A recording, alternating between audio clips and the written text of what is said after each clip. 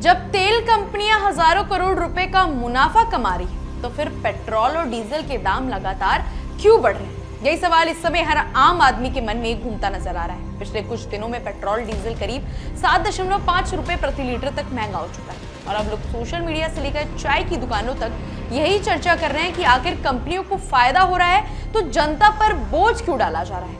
ऊपर से खबर आती है कि सरकारी तेल कंपनियां यानी ओएमसी ने फाइनेंशियल ईयर 2025-26 में करीब 77,821 करोड़ का मुनाफा कमाया है। इतना बड़ा आंकड़ा सुनकर किसी को भी लगेगा कि कंपनियां खूब कमाई कर रही हैं, लेकिन असली कहानी थोड़ी अलग है। सबसे पहले ये समझना जरूरी है कि तेल कंपनियों का कारोबार बहुत बड़ा होता है। उनका कुल टर्नओवर करीब 20 लाख करोड़ रुपए का है, यानी जो 77,000 करोड़ का प्रॉफिट दिख रहा है वह असल में सिर्फ 3 से 4% मार्जिन है।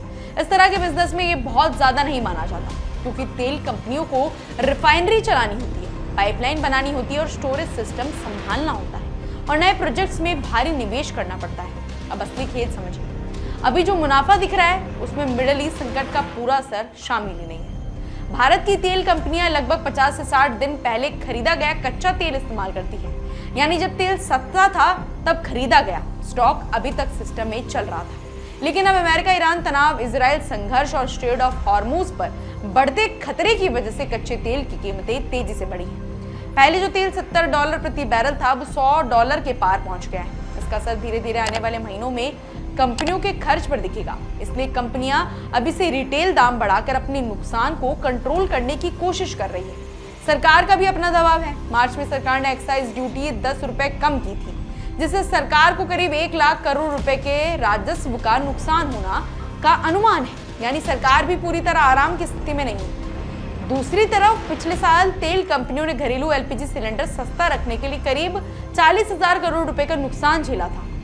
यही वही वजह है कि कंपनियां कहती है कि उनका मौजूदा प्रॉफिट असल में पिछले घाटों और आने वाले खर्चों को बैलेंस करने के लिए जरूरी है।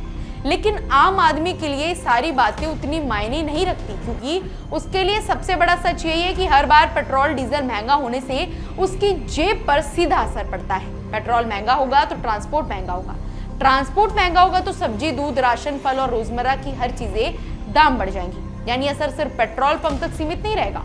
राजस्थान में तो पेट्रोल पंप डीलर्स ने 1 तारीख को हड़ताल की चेतावनी दे दी। उनका कहना है कि तेल कंपनियां पूरी सप्लाई नहीं दे रही, क्या पेट्रोल पंपों पर तेल खत्म हो रहा है और ऊपर से सरकारी विभागों का दबाव अलग है। अब बड़ा सवाल यह है कि आने वाले दिनों में क्या पेट्रोल और डीजल और ज्यादा महंगे होंगे?